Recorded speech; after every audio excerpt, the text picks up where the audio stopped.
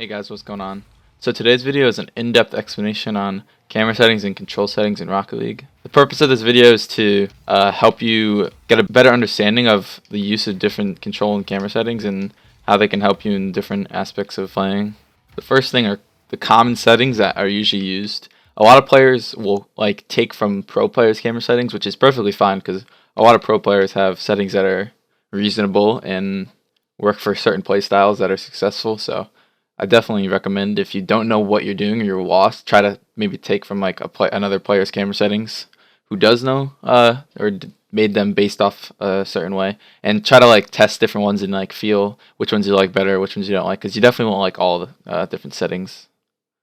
So first things first, camera FOV will probably be around 105 to 110. Some players will drop down to 100ish. There are some players like that, but I'd recommend 105 to 110. Probably sitting on 105 or 110, not really in the middle, but people do go in the middle also. Camera distance, this varies. Some people will be as low as 230, but some people go over 300. That's kind of just how it's kind of, any of those could really work. Being closer will make it harder to have vision around the fields. People that use close ones are Lachinio. He uses 230. Some people go over 300, like some European players I believe use over 300 and stuff. Plenty of players use high distance. But yeah, after that, camera height 110. It'll usually be 100 to 110. There are the rare cases where some people go higher than that, but probably will be at 110 to 100. I prefer 110 myself, but you can just test that out and see how you like it. Camera angle usually will be -3, -4, or -5. I like -4 the best. I think -3 is just too low, and -5 is just too high, so I go in the middle. Feels perfect for me, so definitely test those out too. After that, camera stiffness. Now this is, a lot of people don't understand what stiffness actually is. I get a lot of questions when I'm streaming, what camera stiffness actually is and how it helps. So the camera stiffness, when you see my car drive, right now it's sitting still, my camera, but when I move forward, the camera gets further back, and when I move backwards, the camera gets closer. And I'm on a 0.35 stiffness out of a total of 1. 1 being the camera doesn't move at all, and 0 meaning it's really loose. So I'll show you those right now. So 0 stiffness right here. You can see it's really loose. It feels way different when dribbling. It actually feels better when dribbling, I'd say. Having lower stiffness makes dribbling easier, but it also makes turning feel slower. It's all about the feel. And you wouldn't think this would have a lot of an effect, but it's probably the most important setting, I'd say, in making camera settings. And changes, if you have some settings you have and you put it on 1 stiffness and then you put it on 0, it's completely different settings. Especially because the distance changes so much. It's you got to account for that when you set your distance in field of view as well. Now I'll try on 1 stiffness. 1 stiffness, I definitely would not recommend. I used to play with this, and I don't know how I did. Ball control is really hard to me with this. It's not bad, but definitely recommend going between around 0.4 to 0.7. I sit around 0.35 right now, but I use in between. So yeah, 0.3 to 0.7 usually are where people sit. Some people will use lower than 0.35 like I do. Some people use 0. I believe Cookser uses 0, or he used to. Definitely possible, and it feels really good when you're dribbling and stuff with a lower stiffness. So yeah, just test that stuff out too. So these other things here I want to go over real quick. Camera shake. You definitely don't want to use this. This is the camera shaking. I'm sure it starts on, I'm pretty sure, or it used to start with having the setting on, so everybody's probably played with it if you played a game of Rocket League, as long as you didn't know about the setting and didn't turn it off. It's really bad, as you can see. It's every time you land or hit the ball or jump, it's just every time you hit a button in your controller, basically you're getting a shake, which is really distracting and probably mess you up. So I would recommend using no camera shake, like almost everybody in the game does that knows about it. So these other things, invert swivel pitch. This is honestly just how you feel about so moving the right stick, which some people might not use. You have to be on controller, I'm pretty sure, to use it. I don't think you can do that on keyboard. Might be wrong about that, but I don't play keyboard, so I don't know. It's so basically if you're trying to look up, you gotta push the stick down, and if you're trying to look down, you gotta push the stick up. Um, I don't. It's like the way you view looking up as like the back of your head or the front of your head, kind of. It's kind of weird. I just keep it so you push up and it looks up. But some people think the opposite, like flying a plane or something. You gotta pull the stick down to go up, kind of like that. But I believe that, or I feel more comfortable having it just push up and it goes up. Hold ball camera. Now this is I wouldn't recommend this. You have to. So ball camera is like when you're looking at the ball. You gotta hold down. For me on Xbox, the Y button to hold this or to have ball camera on. Usually people use toggle, and it's really hard to use unless you're used to it. A lot of people that played the prequel SARP, they had this on as default, and they got used to it, so they can use it. But I wouldn't recommend trying to get used to this. I would recommend using toggle for sure.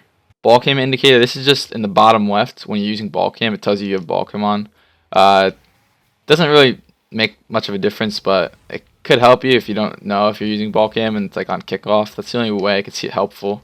Like right here, when you're like on kickoff and you're like looking right at it. Unless you have this, if you have the next thing, which is this arrow pointing at the ball when you're not in ball cam, which is right here. I use that. I don't use the cam indicator because you can just use the arrow to tell if you have ball cam on or off, and it can be somewhat helpful.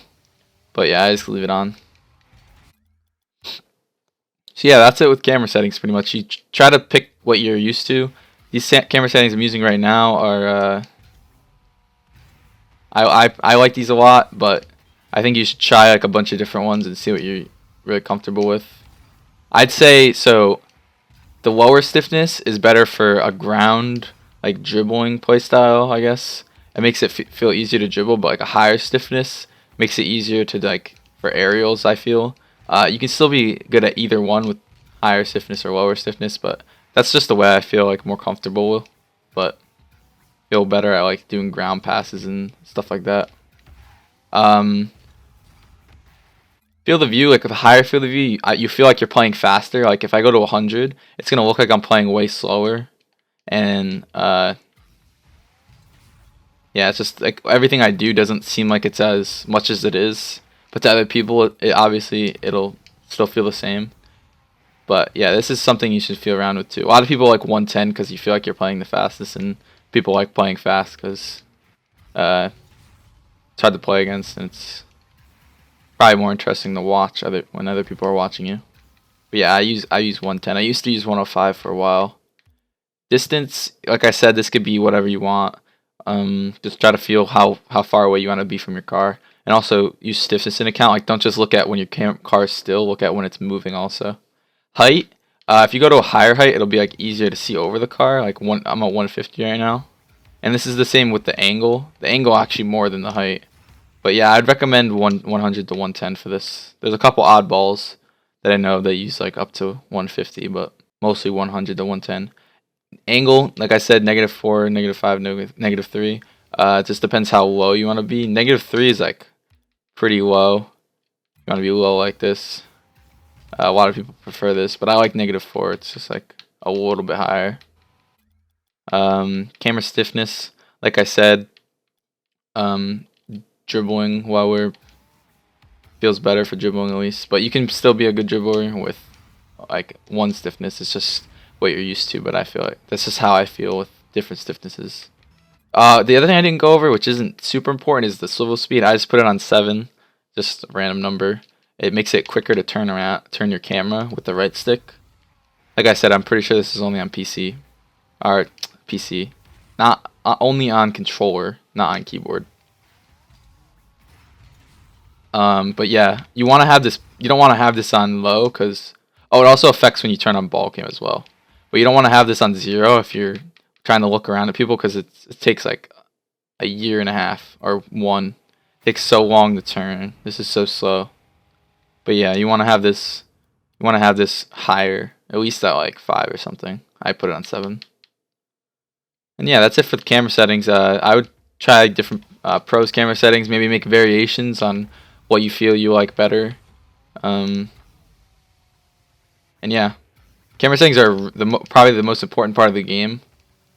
They help like form your playstyle almost, and they help make different like plays, and decisions can be different with different camera settings depending on what you can see on the field. And they're really important, so you should definitely take them seriously and don't just forget about them. Alright, so the next thing I'm gonna go over really quickly, because my opinion on this might not be the best, because I use default control settings. A lot of people do not like the default settings though. So the default bindings are, you have jump on A, boost on B, power slide on X, and Y is ball camera. It doesn't show here, but Y is ball camera. That's like the most important part that people switch. Because because when you're doing aerials and you get to the higher level to use advanced aerials, you have to be able to jump, boost, and air roll at the same time, or air roll in some situations. And a lot of people can't do this. You have to, but I use my whole thumb to hit B for boost, A for jump, and X for air roll at the same time. Like right here, I'm using all three to hit those, and then I'm hitting ball cam at the same time. That's not what a lot of people prefer. It's actually pretty hard to do, but I'm really used to it. A lot of people change their air roll button to one of the bumpers on the controller, so like LB or RB, or R1 L1 for PlayStation, and that's just a way to have an extra space to, because it's pretty much an open button. It has like a bind for voice that no one really uses. And yeah, I mean, if I were to start over again, I'd probably do that, but I'm so used to the way I have my controller set up now that I can't really do that. But I would recommend doing that, changing your air roll to a different button. Most of you probably do that. I don't think anybody would prefer the default if they knew about it at least. But if you don't know about it, and you're newer to the game and you don't have as much experience with a different controller bind, I'd try that. I see other people use weird settings, like Rizzo on G2. I think he uses his right stick to push in to drive forward. I don't know how he does that, but it's just what he does, I think. Yeah, that's a pretty unorthodox controller bind, but there are some people out there with some weird controller binds that are successful, so I would try different ones, but definitely try the Air 1 LB. It's just kind of weird of me to say because I don't really use it myself, but anyways, that's it for this video, guys. Let me know if what I said was helpful. I'm not really sure if I'm just like repeating the same stuff, because I know people have made videos about camera settings before, but I haven't seen one in a while, so or they might not have brought up the same topics as me, so just let me know. And thanks for watching. I'll see you guys later.